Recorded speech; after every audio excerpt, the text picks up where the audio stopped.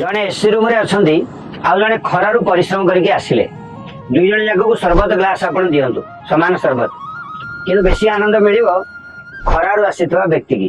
कारण कौन AC room रे थिबा व्यक्ति पाखरे शोष नाही पाखरे शोष अच्छी तेरे एका सरबत जन को अधिक सुख दौची आ जन को कम। कारण कौन कारण हूँ जे जहा पाखरे सर्बतर अभाव जनित दुख बेसी अर्थात शोष जहा पाखरे बेसी ताकू बेसी आनंद देला।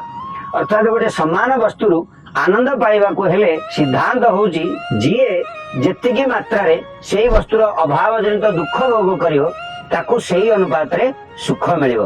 तेणु सर्वतर अभाव रे जहा पाखरे शोष जेतिकी ता पाखरे ही सुख सेतिकी मिलिबो।